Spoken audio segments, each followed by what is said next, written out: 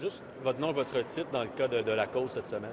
Frédéric Bérard, avocat pour la Fédération autonome d'enseignement du Québec. M. Bérard, quel bilan, oui, il reste les audiences d'aujourd'hui, mais quel bilan on fait de la semaine? Parce que c'est un exercice assez rarissime dans l'histoire du pays qui est ce type de débat en Cour suprême cette semaine.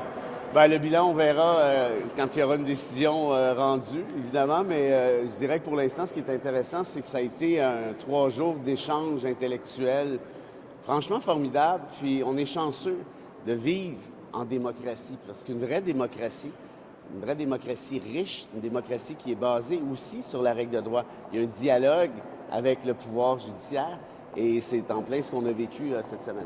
Vraiment deux visions différentes qui s'affrontent sur, oui, la loi sur la laïcité, mais surtout sur l'utilisation de la clause dérogatoire. On sait, mais rappelez votre position, la position que vous défendez au nom de la FAE. Bien, la FAE est pour la laïcité de l'État. Qu'on soit bien d'accord, la laïcité des années 60, post-révolution tranquille. Elle est pour aussi une partie de la loi 101, mais la loi 101, pardon. Elle est pour aussi une partie de la loi 21, mais elle est contre les dispositions de la loi 21 qui prévoient, par exemple, que quelqu'un qui porte un signe religieux ne pourra pas avoir de promotion ou ne pourra pas changer de territoire, par exemple. Ce sont évidemment deux aspects pour lesquels la FAE se montre en désaccord. On considère que ces dispositions sont évidemment une violation au droit à l'égalité, parce qu'on vise d'ailleurs très particulièrement des femmes à ce niveau-là.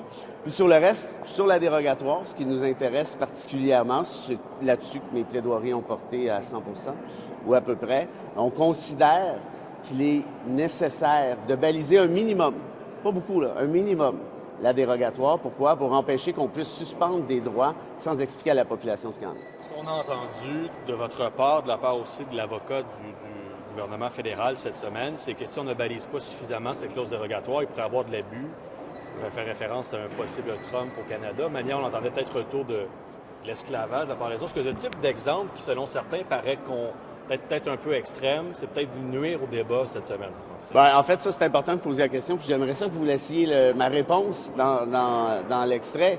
Premièrement, je n'ai jamais référé à l'esclavagisme ou à quoi que ce soit. Ça, c'est le fédéral. Ça, c'est le fédéral. Et je ne suis pas nécessairement d'accord avec les exemples qui ont été mentionnés, quoique les exemples en question visaient simplement à dire est-ce qu'on peut penser éventuellement qu'il pourrait y avoir une limite, au final, à l'usage de la dérogatoire. C'est ce que le fédéral disait. Bon.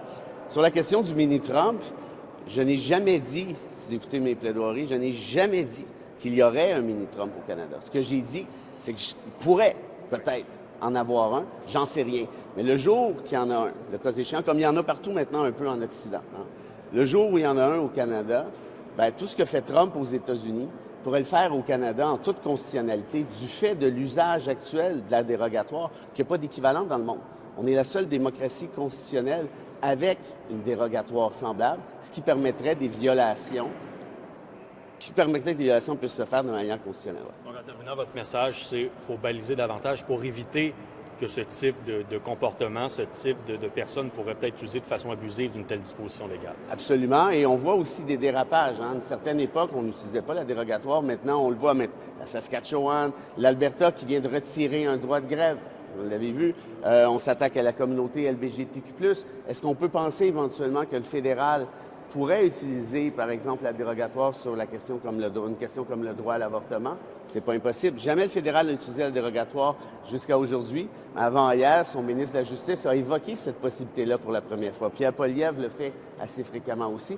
Donc, on est rendu à une étape, c'est-à-dire en 2026, où l'usage de la dérogatoire n'est plus un prix politique à payer, comme on le disait à l'époque en 82, mais c'est plutôt devenu une récompense politique pour les parlements qui l'utilisent. Pourquoi? Parce qu'ils le font, sachant qu'ils sont très populaires de ce fait-là. Pourquoi? Parce que bien souvent, on s'attaque à une minorité impopulaire. Merci beaucoup. Can I ask you in English Sure. to expand on some of this? I enjoyed your presentation to Thank the you, court, sir. and I think you did bring up this idea of a Trump-like premier prime minister. And then you probably heard the next day the Chief Justice mentioned un tyran. I think so you may have put the seed in his head. Good. I'm wondering what you think of the fact that the Chief Justice did bring that up the next day.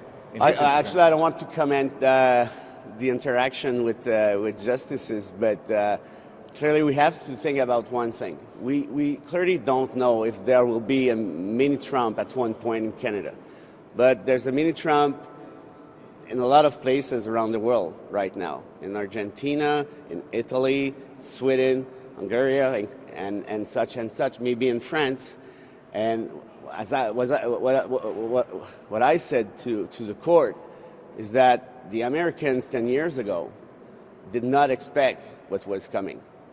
Now, in 22 states in the USA, there's no longer the right of abortion does not exist any longer. And nobody expected that. So my point is, I'm not saying that there will be a mini Trump moment in Canada, but who knows?